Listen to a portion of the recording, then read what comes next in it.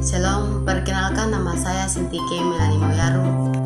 Saya dari program studi Pendidikan Guru Sekolah Dasar Kelas E semester 1 Universitas Tribuana Kalabai. Di sini saya akan menjelaskan materi untuk memenuhi tugas saya, yaitu tugas mata kuliah pengantar pendidikan yang diasuh oleh Bapak dosen Bapak Antoni Setban, SPD, MPD. Selamat menyaksikan. Kita masuk di bab yang ke-9. Inovasi pendidikan adalah inovasi dalam bidang pendidikan atau inovasi untuk memecahkan masalah. Jadi, inovasi pendidikan berpengaruh dalam proses belajar mengajar. Siswa sebagai objek dalam pendidikan, terutama dalam proses belajar mengajar. Siswa memegang peran yang sangat dominan dalam proses belajar mengajar. Siswa dapat menentukan keberhasilan belajar melalui daya motorik, pengalaman, dan komitmen dalam diri mereka tanpa ada paksaan. Kita masuk dalam ciri-ciri inovasi pendidikan.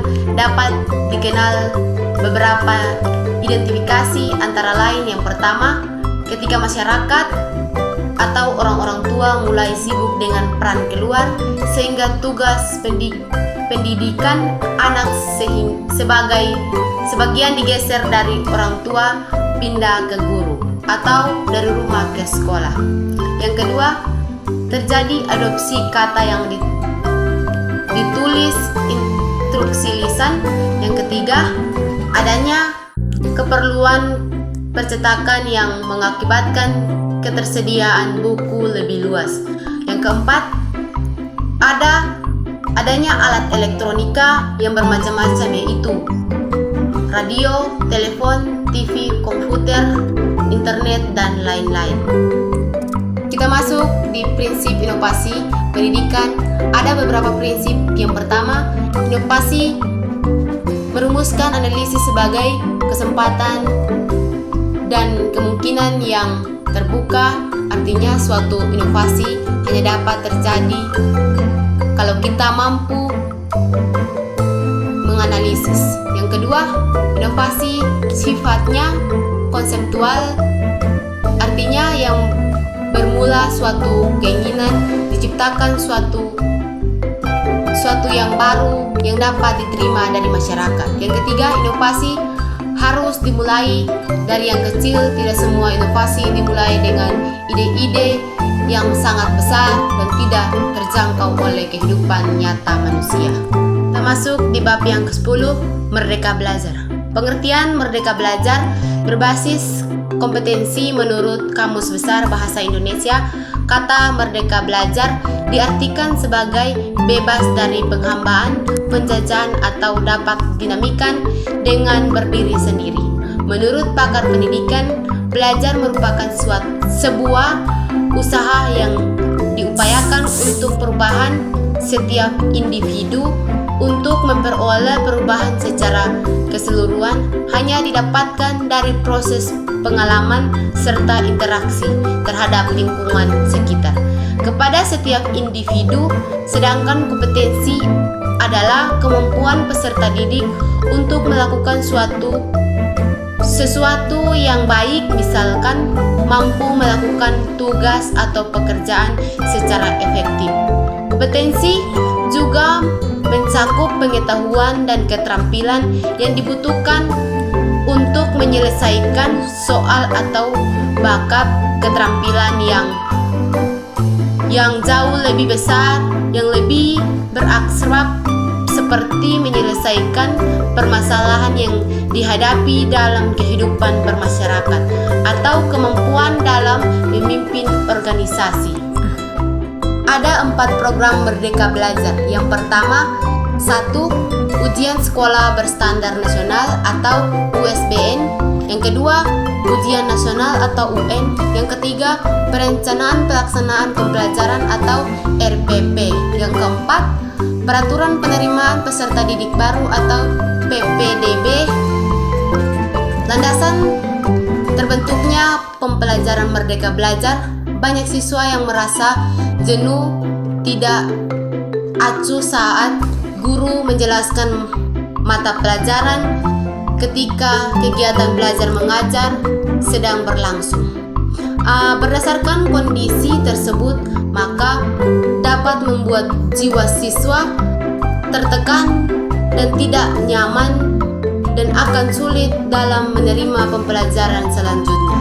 Kebebasan anak-anak dalam berinovasi tidak terpaku pada aturan-aturan yang mengikat dan menentukan pikiran kritis mereka berinovasi bebas sehingga pembelajaran pengetahuan mandiri, keterampilan dan berwawasan baru baik dari guru ataupun lingkungan sekitar. Kita masuk dalam ciri-ciri pembelajaran berdasarkan kompetensi. Yang pertama, 1. Menekankan pada pencapaian kompetensi siswa baik secara individu maupun klasikal. Yang kedua, berorientasi pada hasil belajar. Yang ketiga, penyampaian dalam pembelajaran menggunakan pendekatan dan metode yang bervariasi. Kita masuk di bab yang ke-11, strategis pelibatan keluarga. Strategis pelibatan keluarga di suatu pendidikan. Pada tahun awal pendidikan, anak telah dianggap penting untuk membangun koneksi keluarga sekolah. Anak-anak dan orang tua dan keluarga terlibat dalam proses pendidikan. Mereka cenderung mendapatkan nilai yang lebih baik. Siswa memiliki nilai tingkat kelulusan yang lebih tinggi, memiliki perilaku yang lebih beraturan. Terlibatan keluarga mempromosikan kesiapan sekolah, pertumbuhan sosial, emosional, sikap positif terhadap sekolah dan keberhasilan akademik. Hal ini berpusat pada hubungan budaya yang berrelevan dan berkelanjutan antara keluarga dan guru di sekolah. Dalam tanggung jawab bersama untuk kesejahteraan anak, berikut strategi-strategi pelibatan keluarga di satuan pendidikan yang dapat diterapkan dalam pembelajaran jarak jauh. Yang pertama, penyediaan akses bagi orang tua dan keluarga. Yang kedua, penyediaan pusat pelayanan. Yang ketiga, strategis generasi silang. Kita masuk di bab yang ke-12, strategis pembelajaran campuran. Strategis pembelajaran campuran secara efektif di era Normanisia, Menteri Pendidik dan Kebudayaan mengarahkan agar semua kegiatan belajar mengajar diarahkan dari rumah dan harus menjaga jarak. Arahan tersebut menuntut 68 pendidik untuk menyelesaikan, menyusun dan membentuk inovasi pembelajaran yang efektif sebagaimana pembelajaran secara tatap muka. Langkah-langkah yang ditempuh untuk menerapkan dalam model pembelajaran yaitu yang pertama, setiap kelas A siswa dibagi menjadi 2 kelompok yaitu kelompok A dan kelompok B. Guru mampu membuat jadwal mengenai pelaksanaan model pembelajaran campuran dengan ketentuan kedua kelompok tersebut tidak melaksanakan pembelajaran secara bersama-sama di sekolah. Yang kedua, pelaksanaan tatap muka atau luring dapat dilaksanakan dalam waktu kebersamaan apabila pada hari Senin kelompok A tatap muka di sekolah, maka kelompok B melaksanakan pembelajaran daring di rumah masing-masing. Berikut adalah manfaat-manfaat yang dapat diterapkan dalam pembelajaran campuran. Yang pertama, efektif meningkatkan hasil belajar. Yang kedua, meningkatkan keterampilan siswa. Yang ketiga, meningkatkan kepuasan belajar siswa.